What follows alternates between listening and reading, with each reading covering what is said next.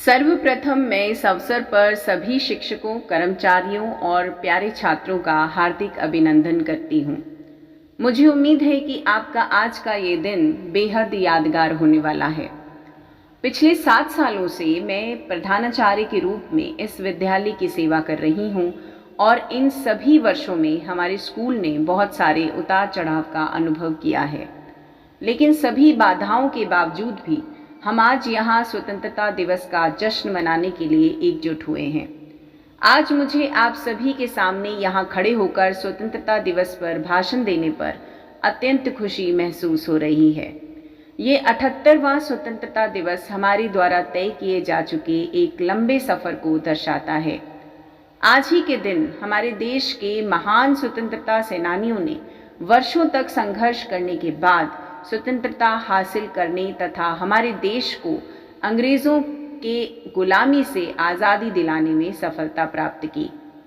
भारतीय रूप में हमारी पहचान विविधता में एकता यानी विविध संस्कृति, धर्म और भाषा की भूमि के प्रतीक के रूप में दर्शाई जाती है। भारत में लगभग 325 भाषाएं बोली जाती हैं, जिनमें से 18 आधिकारिक भाषाएं हैं। हम विभिन्न धार्मिक पृष्ठभूमि के लोगों के साथ यहाँ मिलजुल कर रहते हैं और सभी प्रकार के त्योहारों को उत्साह के साथ मनाते हैं।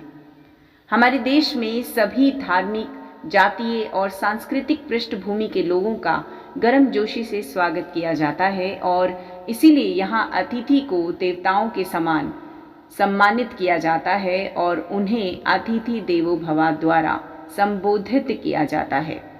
एक बार सांस्कृतिक वार्ता में शामिल होने के दौरान हम अपनी खुद की भारतीय परंपरा और मूल्यों को कभी नहीं भूलते और इन्हें बरकरार रखते हैं।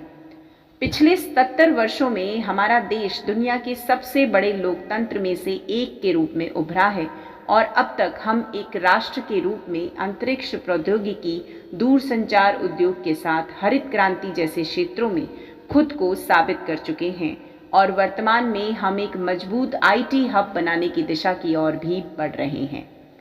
भले ही हमें स्वतंत्रता प्राप्त किए हुए कई वर्ष बीत चुके हैं, परंतु हमें अपनी मातृभूमि को मुक्त कराने वाले नेताओं के बलिदानों को कभी नहीं भूलना चाहिए। महात्मा गांधी, जिन्हें अक्सर हम बापू के नाम से संबोधित करते हैं, उस महान आध्यात्मिक गुरु द्वारा दिखाए गए हैं। हमें अहिंसा आंदोलन पर आधारित भारतीय स्वतंत्रता संग्राम को भी याद रखना चाहिए। हमारी आज़ादी का सबसे महत्वपूर्ण पहलू यह है कि यह किसी भी आक्रामक प्रथाओं के माध्यम के बिना दृढ़ निश्चय के साथ जीता गया था। आज भी इस राष्ट्र को विविध मूल्यों और संस्कृतियों को एक शांत मिलाप के रूप में जाना जाता है। दूसरी ओर हमने जाति, वर्ग और लिंग जैसे विभिन्न आधारों पर गरीबी, भ्रष्टाचार और भेदभाव जैसे गंभीर समस्याओं का सम्मान किया है, जिसने विभिन्न प्रकार की समस्याओं को विकसित किया है, जिससे हमारा देश अविकसित देशों की सूची में गिना जाता है।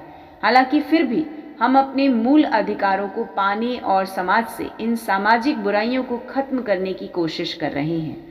कई सामाजिक सहायक समूह के साथ साथ विभिन्न क्षेत्रों में चल रहे गैर सरकारी संगठन भी इन सामाजिक बुराइयों को दूर करने तथा समाज के वंचित वर्ग को आगे लाने एवं आवश्यक कार्यों में सहायता कर रहे हैं। हालांकि यह दौर हमारे देश के विकास को सुनिश्चित करने के लिए आवश्यक है। तो चलिए इस बेहतरीन दिन को अति उत्साह के साथ मनाते हैं और उन क्षेत्रों पर ध्यान केंद्रित करते हैं जहां हम एक राष्ट्र के रूप में कमी महसूस करते हैं तथा खुद को और बेहतर बनाने के लिए प्रयास करते हैं। बस मैं इतना कहते हुए आप सबसे विदा लेना चाहूँगी और मेरी बातों को एक अच्छे श्रोता के रूप में सुनने के लिए आप सभी का धन्यवाद। जय हिंद।